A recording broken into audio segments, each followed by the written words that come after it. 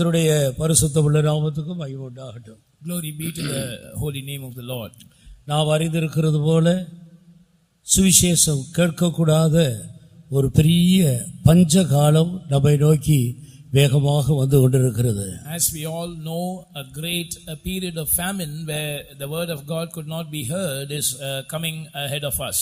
இப்படிப்பட்ட காலத்தில் நாம் தாராளமாய் கர்த்தருடைய வார்த்தைகளை கேட்கும்படியாக, கர்த்தரை ஆராதிக்கும்படியாக, தொழுது கொள்ளும்படியாக ஆண்டவர் இந்த நாட்களை கிருபையாய் நமக்கு தந்திருக்கிறார். While this is the situation, the Lord has graciously given us these days so that we can freely worship God and abundantly hear the word of God. நாம் அதற்கு நன்றியுள்ளவர்களாக இருந்து இந்த நேரத்தை நாம் பிரயோஜனப்படுத்திக் கொள்ள கர்த்தர் நமக்கு உதவி செய்வாரா. The Lord must enable us to be full of gratitude for this and to make good use of such times. நம்முடைய தியானத்துக்காக நாம் எல்லாரும் அப்போஸ்தலனாகிய பேதுரு எழுதின முதலாம் நிருபம் 1ஆம் அதிகாரம் 5வது வசனத்துக்கு நேராக நம்முடைய கவனத்தை திருப்பும்படியாக நான் கேட்டுக்கொள்கிறேன். I request you all to turn our attention to the first epistle written by Apostle Peter, chapter 1 and verse 5 for our meditation this evening. Who are kept by the power of God through faith unto salvation, ready to be revealed in the last time. கடைசி காலத்திலே வெளிப்பட ஆயத்தமாக்கப்பட்டிருக்கிற இரட்சிப்புக்கு ஏதுவாக விசுவாசத்தை கொண்டு தேவனுடைய பலத்தினாலே காக்கப்பட்டிருக்கிற உங்களுக்கு அந்த சுதந்திரம் பரலோகத்தில் வைக்கப்பட்டிருக்கிறது. கடைசி காலத்தில் வெளிப்பட ஆயத்தமாக்கப்பட்டிருக்கிற இரட்சிப்புக்கு ஏதுவாக விசுவாசத்தை கொண்டு தேவனுடைய பலத்தால் காக்கப்பட்டு வருகிற உங்களுக்கு அந்த சுதந்திரம் பரலோகத்தில் வைக்கப்பட்டிருக்கிறது என்று பரிசுத்த பேதுரு சபைக்கு, தேவனுடைய ஜனத்துக்கு தெளிவாக எழுதி உணர்த்துகிறதை நாம் பார்க்கிறோம். We find St. Peter writing clearly and exhorting the church that an inheritance is reserved in heaven for you who are kept by the power of God through faith unto salvation, ready to be revealed in the last time. இந்த வேத வசனத்தை நாம் உற்று கவனிக்கிற வேளையில் 4 முக்கியமான காரியங்களை நம்மால் காண முடிகிறது. When we carefully observe this word of God, we are able to notice 4 major things. ஒன்று, கடைசி காலம் என்று ஒரு காலத்தை அவர் குறிப்பிடுகிறார். One, he mentions about a period called the last time. இரண்டாவது, கடைசி காலத்தில் வெளிப்பட ஆயத்தமாக்கப்பட்டிருக்கிற ஒரு இரட்சிப்பை அல்லது ஒரு மீட்பை குறித்து இந்த வேத வசனம் நம்மோடு பேசுகிறது. Secondly, this word of God speaks to us about a salvation or redemption ready to be revealed in the last time. அந்த மீட்பை பெற்றுக்கொள்ளும்படியாக இந்த பூமியில் இருக்கிற காலங்களில் விசுவாசத்தை கொண்டு தேவனுடைய பலத்தால் தங்களை காத்துக்கொள்கிறவர்களுக்காக மட்டும் அந்த இரட்சிப்பு வைக்கப்பட்டிருக்கிறதாக இந்த வேத வசனத்தில் நாம் விளங்கிக் கொள்கிறோம். Through this word of God we understand that this salvation is kept for only those who are kept by the power of God through faith when they live on earth. யார் அந்த மீட்பை அல்லது அந்த கடைசி இரட்சிப்பை பெற்றுக்கொள்கிறார்களோ அவர்களுக்காக பரலோகத்தில் ஒரு நித்திய சுதந்திரத்தை கர்த்தர் வைத்திருக்கிறார். And fourthly, for those who obtain that salvation, final redemption, God has reserved an inheritance in heaven. இப்படி ஒரு 4 காரியங்களை குறித்து இந்த வேத வசனம் நம்மோடு இடைபடுகிறது. In this manner, this word of God deals with us through 4 things. முதலாவது, கடைசி காலம் என்று ஒரு காலத்தை குறிப்பிடுகிறாரே, அது எந்த காலம்? First of all, he mentions about a time period called the last time. What time is that? நான் வந்திருக்கிற இந்த காலம் கடைசி காலம் தானா? Is the time period that we have come into really the last time? அதை குறித்து அழியாத ஜீவனுள்ள தேவனுடைய வார்த்தையாகிய தேவனுடைய வார்த்தை என்ன சொல்லுகிறது? What does the incorruptible seed of the word of God say about this time period? மாமிசமெல்லாம் புல்லை போலவும் மனிதனுடைய மகிமையெல்லாம் புல்லின் பூவை போல இருக்கிறது. புல் உலர்ந்தது, பூ உதிர்ந்தது, கர்த்தருடைய வசனமோ என்றென்றைக்கும் நிற்கும். For all flesh is as grass, and all the glory of man as the flower of grass. The grass withereth, and the flower therefore falleth away, but the word of the Lord endureth forever. இந்த மாமிச சரீரம் ஒரு நாள் அழிந்து போகும். One day this body of flesh will be destroyed. இந்த மாமிச சரீரத்தில் மனிதன் தேடி வைத்த அவருடைய மகிமை எல்லாம் புல் உலரும் போது பூ உதிருகிறது போல அவருடைய மகிமையெல்லாம் உதிர்ந்து போகும். All the glory that man has earned for himself while on earth will fade away just like the flower falleth when the grass withereth. இதற்கு இடையிலே தேவனுடைய வார்த்தையின்படி அவருடைய வார்த்தைக்கு நடுங்கி யார் தங்களுடைய ஜீவியத்தை கட்டி எழுப்பினார்களோ அவர்கள் என்றென்றைக்கும் நிற்பார்கள். And in the midst of this, those who trembled at the word of God and built up their lives according to the word of God will abide forever. இந்த கடைசி நாட்கள் என்று நாம் இந்த காலத்தை எப்படி அறிந்து கொள்கிறோம்? How can we know that these are the end times? ஆண்டவர் கடைசி நாட்கள் எப்படிப்பட்ட நாட்களாக இருக்கும் என்று வேதத்தில் சில சம்பவங்களை நமக்கு முன்பாக கொண்டு வருகிறார். The Lord brings certain incidents in front of us to demonstrate to us as to how the last days would be.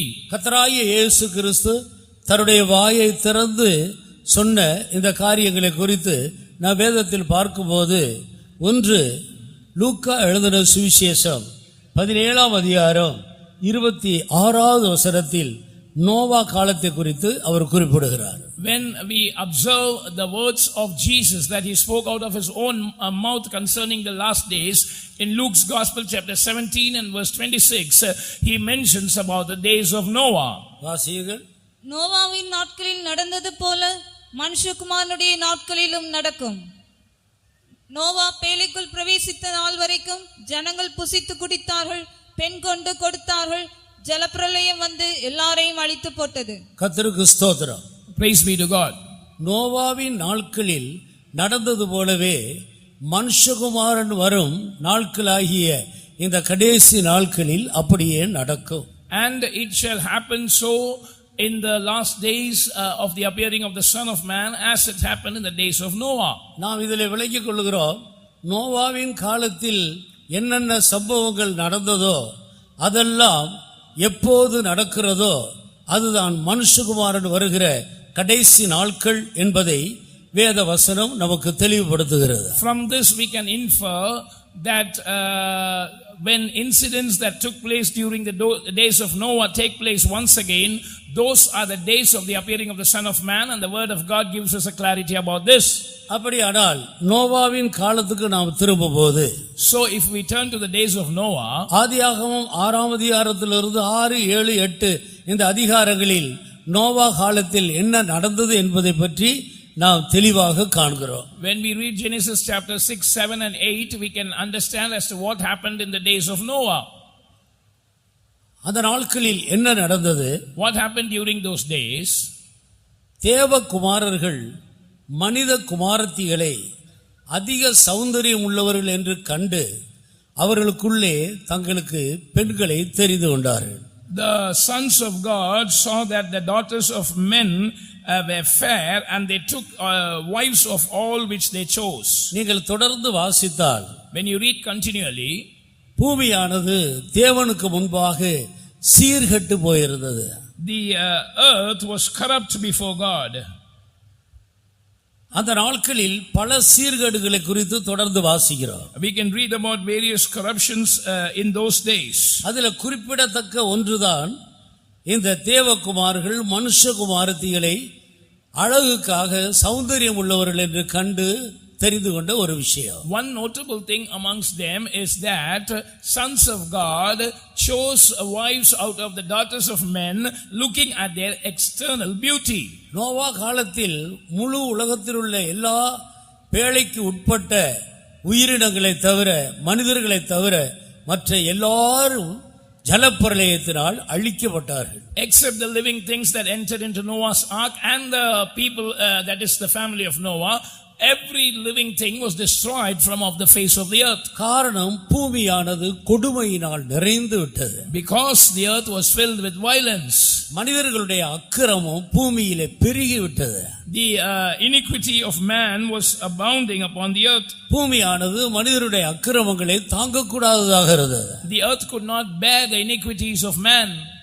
மனிதர்கள் தங்களுடைய வழியை கெடுத்துக் கொண்டு ஜீவித்தார்கள். and all flesh had corrupted their way upon the earth. சீர்கெட்டு போன ஒரு நிலவரத்தில் மனிதர்கள் ஜீவித்துக் கொண்டிருந்தார். Men were living in a corrupt way.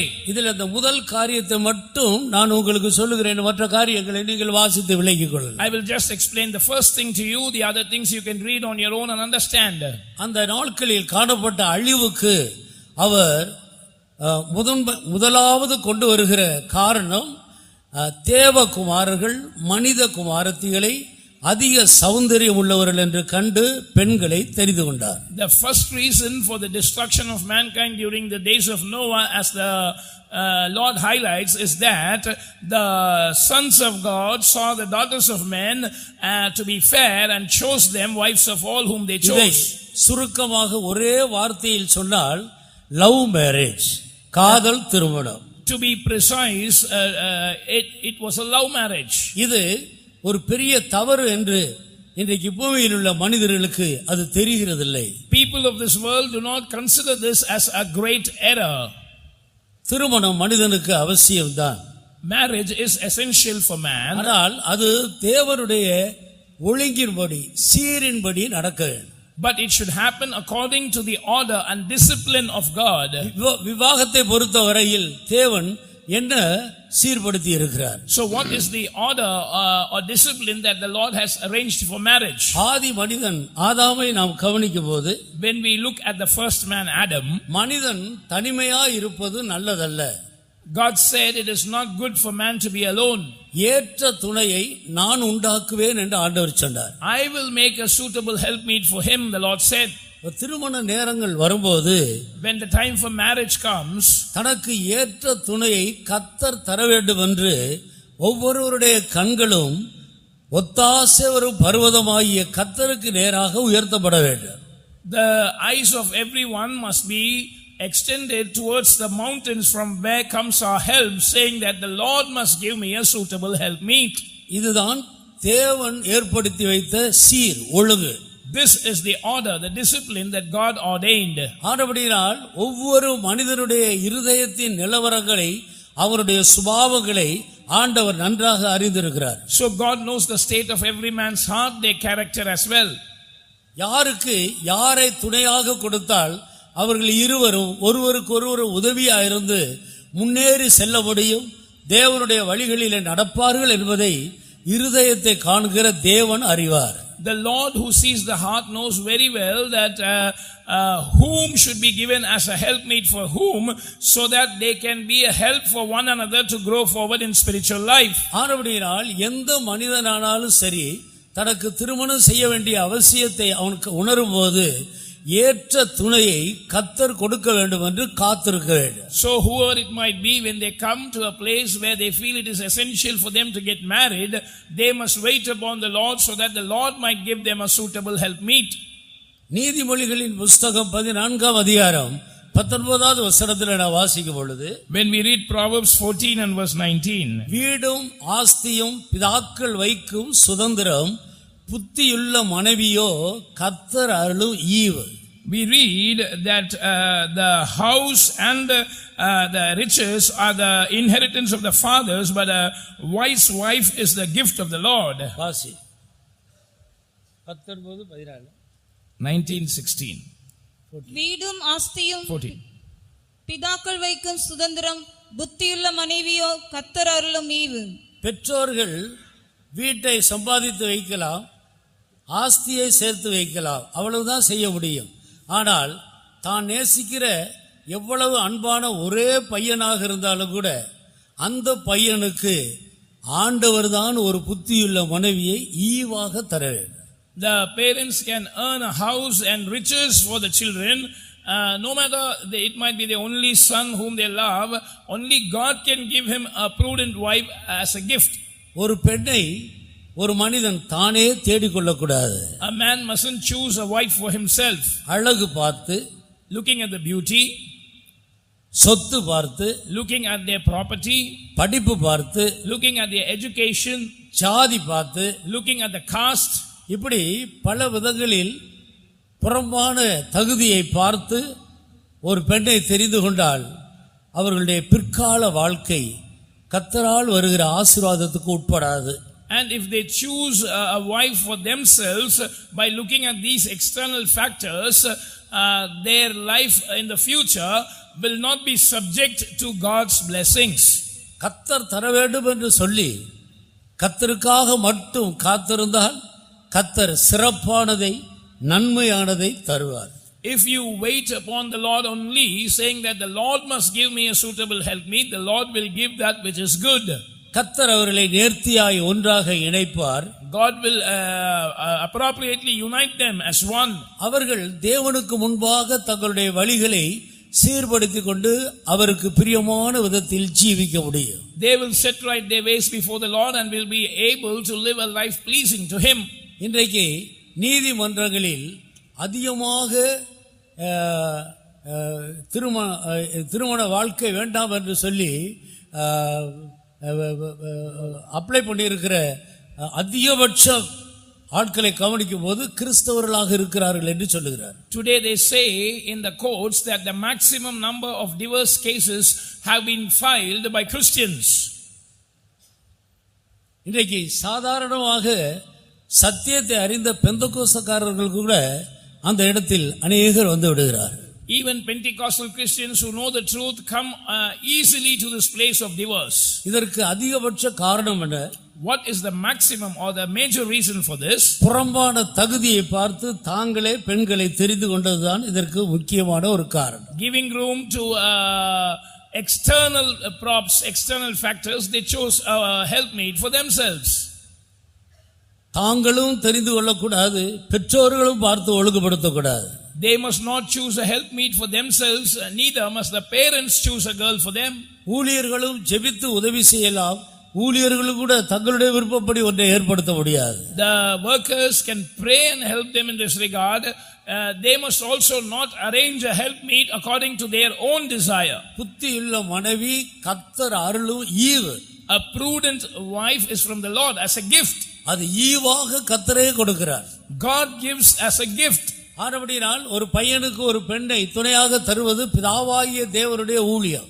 So it is the ministry of God the Father to give a helpmeet, a girl as a helpmeet for a boy. தேவன் செய்கிற வேலையை இன்றைக்கு மனிதர்கள் துணிகரமாக செய்கிறபடினால்தான் பிரிவுகள் பிளவுகள் உண்டாகுது. There are divisions, there are separations, because man ventures presumptuously to do the work that God is meant to do. இந்த காரியத்தில் தேவனுடைய பிள்ளைகள் மிக தெளிவுள்ளவர்களாக இருக்க வேண்டும். In this manner, people of God must be very sober. நீங்கள் ஒரு காலம் உங்களுடைய விருப்பப்படி இந்த காரியத்தில் துணிகரமாக செயல்படக்கூடாது.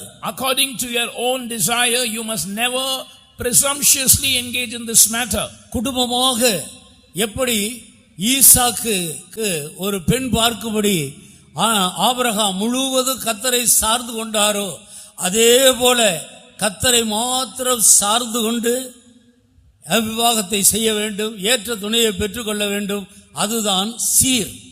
Just like Abraham leaned upon the Lord entirely to find a girl for Isaac, as a family, you must depend entirely on the Lord for Him to provide a helpmeet, and that is the proper order.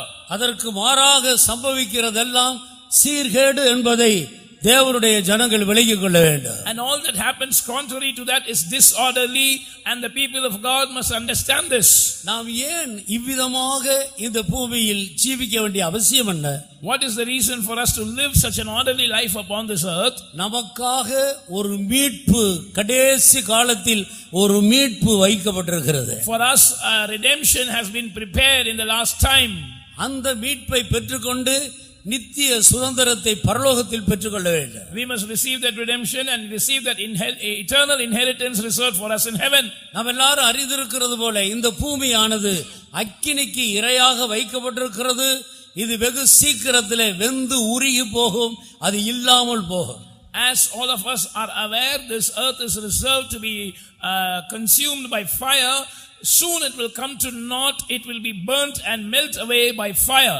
ஒரு காலத்தில் சத்தியத்தை அறியாத நாட்களில் நாம் இந்த பூமியில் நிரந்தரமாக இருக்க போகிறது போல நாம் தேடினோம், சம்பாதித்தோம், சேர்த்து வைத்தோம். இந்த பூமியோடு நம்முடைய ஆத்மா ஒட்டி கொண்டிருந்தது. பூமியில் உள்ளவைகளை நாம் அணைத்து கொண்டிருந்தோம். Once out of ignorance, as though we are going to live eternally upon this earth, we tried to fend for ourselves, we tried to earn, and we tried to accumulate things, and our soul was cleaving unto the dust. இப்பொழுது உண்மையான சத்தியத்தை ஆண்டவர் நமக்கு வெளிப்படுத்தி இருக்கிறார். Now the Lord has revealed what is the real truth to us. இந்த சத்தியத்தின் நிமித்தம் மற்ற எல்லா ஜனங்களை விட்டு நாம் வேறு பிரிக்கப்பட்டவர்களாக இருக்கிறோம். Because of this truth we have been separated from all other people. மற்ற பெயர் கிறிஸ்தவர்களை விட்டும் கர்த்தர் நம்மை பிரித்தெடுத்து கொண்டு வந்திருக்கிறார். The Lord has separated us from other namesake Christians. கிறிஸ்துவை அறியாத மார்க்கத்திலிருந்தும் அநேகரை கர்த்தர் கொண்டு வந்திருக்கிறார். And the Lord has brought many of you from religions which did not know God. நாம் எல்லாரும் பிதாவினால் இழுக்கப்பட்டவர்கள். All of us have been drawn by the Father. என் பிதா ஒருவனை இழுத்து கொள்ளாவிட்டால் ஒருவனும் என்னிடத்தில் வரமாட்டான் என்று கர்த்தராகிய இயேசு சொன்னார். The Lord Jesus said, no man will come to me except he is drawn by my Father. இன்றைக்கு இயேசு கிறிஸ்து அண்டையிலேயே இழுக்கப்பட்டு வந்திருக்கிற நாம் எல்லாரும் யாராயிலும் ஒரு மனிதன் மூலமாக அல்லது நம்முடைய குடும்பத்தில் உறவினர்கள் மூலமாக சுவிசேஷத்தை கேட்டாலும் நம்ம இழுத்து கொண்டது தேவன் என்று நாம் நிச்சயம் உள்ளவர்களாக இருக்க வேண்டும். All of us who have been drawn to God by God the Father, though we would have heard the gospel through some of our family members or through some of our near and dear ones, we must have this assurance that I have been drawn to this way of life by the Father. இந்த வசனத்தின்படி பிதாவாகிய தேவன்தான் நம் ஒவ்வொருவரையும் இழுத்து கொண்டு வந்து கர்த்தராகிய இயேசுவோடு ஐக்கியப்படுத்தி இருக்கிறார். According to the scripture, it is God the Father who has drawn all of us and has united us with the Lord Jesus. எத்தனையோ பேருக்காக இன்றைக்கு சுவிசேஷம் அறிவிக்கப்படுகிறது.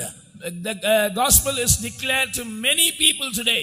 அவருக்காக எத்தனையோ பேர் ஜெபிக்கிறார்கள். Many pray for them. ஆனாலும் இன்னும் அநேகர் இழுக்கப்படவில்லை. But still many have not been drawn. இதன் மத்தியிலே நானும் நீங்களும் இழுக்கப்பட்டிருக்கிறோம் என்றால் இது தேவன் நமக்கு பாராட்டின பெரிய ஈவு தயவு. Amidst this, if you and I have been drawn towards God, it is the great grace, the favor that God has bestowed on us. நேற்றைய தினத்தில் நாம் கேட்டது போல, as we heard yesterday, அன்பில் பரிசுத்தமுள்ளவர்களும் குற்றமற்றவர்களுமாக இருக்கும்படி உலக தோற்றத்துக்கு முன்பாகவே ஆண்டவர் நம்மை தெரிந்து கொண்டிருக்கிறார். The Lord has chosen us in Christ Jesus before the foundation of the world, that we should be holy and without blame before Him in love. ஆனபடியால் நாம் தேவனால் தெரிந்து கொள்ளப்பட்டு தேவனால் இழுக்கப்பட்டு கர்த்தராகிய இயேசு கிறிஸ்து அண்டையில வந்து சேர்ந்திருக்கிறோம்.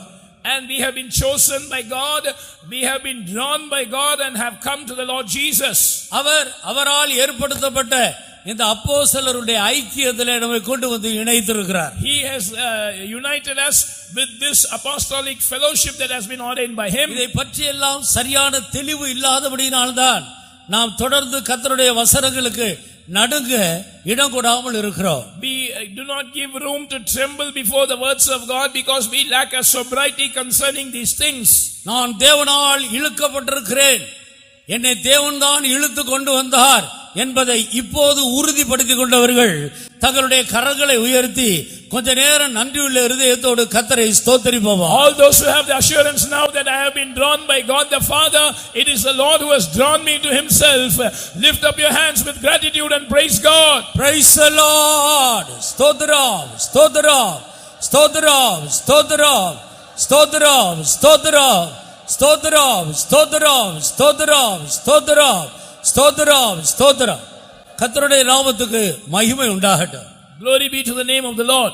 ஆரோடியால் பிரியமானவர்களே, therefore beloved, இனிமேலாயிலும் அந்த நோவா காலத்தில் காணப்பட்ட அந்த சீர்கேடு இந்த குறிப்பிட்ட ஒரு விஷயத்தில் ஆயிலும் நமக்குள் வராதபடி நாம் ஜாக்கிரதையாக இருப்போமாக. Hereafter, at least in this one aspect, let us be careful, diligent, lest the corruption that was seen in the days of Noah creeps into our lives.